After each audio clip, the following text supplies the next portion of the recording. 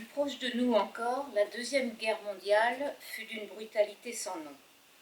Nous pourrions évoquer des vies de résistants ou de collaborateurs, de victimes ou de bourreaux.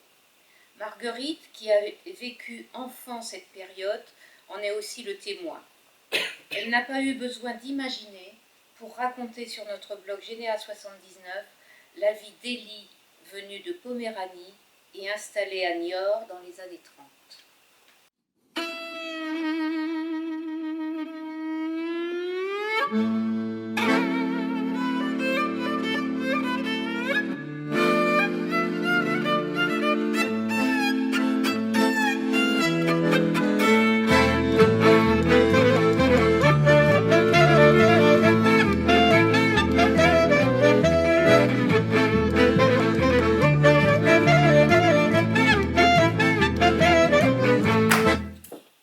Élie n'est pas son vrai prénom.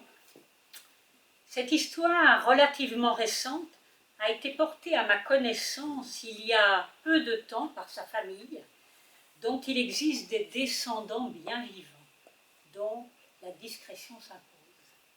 C'est en 1928 qu'Élie arrive à Paris. Il vient de Wilno, en Poméranie, où il est né en 1906.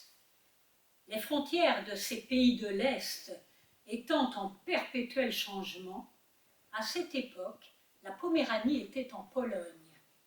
Aujourd'hui, Wilno est devenu Vilnius, la capitale de la Lituanie. Élie a 22 ans et souhaite poursuivre ses études en France. Il va donc rester à Paris jusqu'en 1931. Il va parfaire ses connaissances en langue française, langue qu'il parle déjà très correctement. Il parle aussi le polonais et l'allemand. Puis il va à Bordeaux, où il s'inscrit à la fac de sciences, en dernière année de l'école de radiotélégraphie. C'est pendant ce séjour à Bordeaux qu'il va faire la connaissance d'Amélie, une jeune niortaise, employée de commerce. L'amour ne connaît pas de frontières et se joue de tous les obstacles. Élie et Amélie vont se marier très vite, en juillet 1932, à Bordeaux. Ils reviennent ensuite à Niort chez les beaux-parents, car leur budget n'est pas suffisant pour les faire vivre. Surtout que la famille va s'agrandir. En septembre naît une petite Colette qui, des années plus tard, deviendra ma copine au lycée de jeunes filles de Niort, où nous allons rester 7 ans ensemble, dans la même section et donc dans la même classe. Nous sommes en 1943. Le lycée est occupé par les Allemands. Nous faisons donc notre année de 6e à l'école Ferdinand Buisson, les filles le matin, les garçons l'après-midi. Et en février, on inverse, les garçons le matin, les filles l'après-midi. Surtout, pas de mixité. Surtout. Colette est souriante, gentille, mais elle semble souvent triste et préoccupée. Elle n'a pas de fou rire comme mes copines, toutes les filles de ma classe. Elle fait jamais de blagues. C'est une bonne élève, attentive et sérieuse. Tout le monde l'aime bien, mais aucune d'entre nous n'ose se lier intimement à elle. On la sent réticente, lointaine. Jamais elle ne nous parle de sa famille. On ne sait même pas si elle a des frères et des sœurs. On ne sait même pas où elle habite. Jusqu'au jour où, sous son écharpe blanche, on aperçoit une étoile jaune. Ce jour-là, on comprend tout. J'avoue en avoir été tellement bouleversée que ce souvenir me glace encore aujourd'hui. Petite bonne femme d'à peine 12 ans, contrainte et forcée de porter un tel fardeau parce que son papa, pourtant naturalisé français en 1933, est juif polonais pour les Allemands.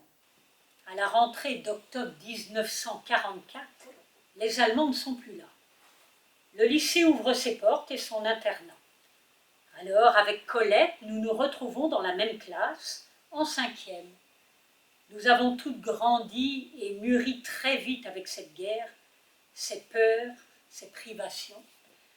ces réquisitions, ces dénonciations, ces horreurs. Je n'ai pas le souvenir de crise d'adolescence, ni de caprice chez les filles du lycée. À vrai dire, on ne savait même pas que ça existait, ces choses-là. Élie et sa famille se sont installés à Niort. Élie a trouvé la stabilité, mais pas la paix définitive. En janvier 1944, il a fait partie de la rafle générale et fut dirigé vers Drancy, où sa connaissance de 3 langues était fort utile aux Allemands, et ça lui a sauvé la vie. Il n'a donc pas été déporté en camp d'extermination.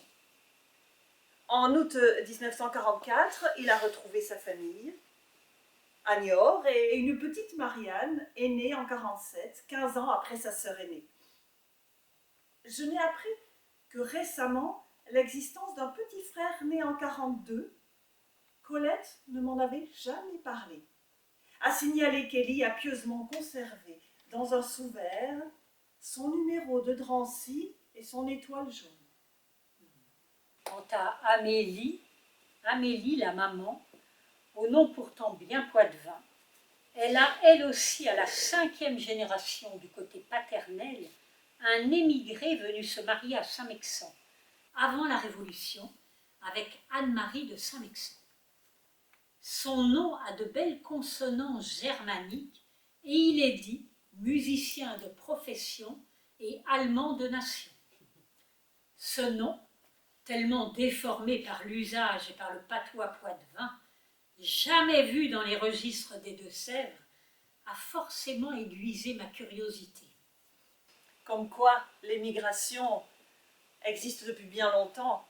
Nous avons tous quelques gènes venus d'on ne sait où, et c'est bien ainsi. Pour contrebalancer les mariages consanguins, tellement nombreux à l'époque. Aussi, devrions-nous être naturellement modestes, tolérants, bienveillants, solidaires et respectueux de l'autre. Mais que faire? Un vaccin peut-être? En plein une bonne idée.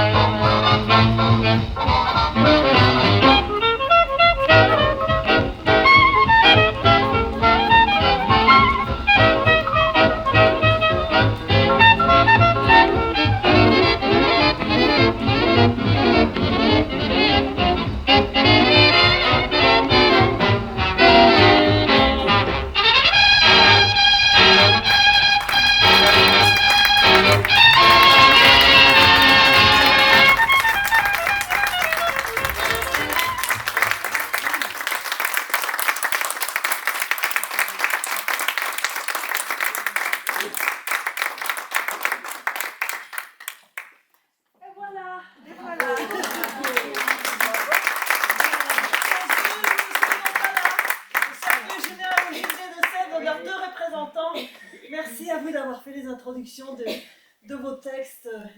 C'est pas vous avez écrit quelques textes? Ah non, on relaie les textes de nos collègues. On a écrit, mais pas ceux-là. Oui. Merci Karine d'avoir fait ce choix. Merci Stéphanie, c'est ça? De la médiathèque départementale, d'avoir donné l'occasion de parler de tous ces personnages de Sévrien, entre autres. Et merci à vous d'être venus. Oui, merci.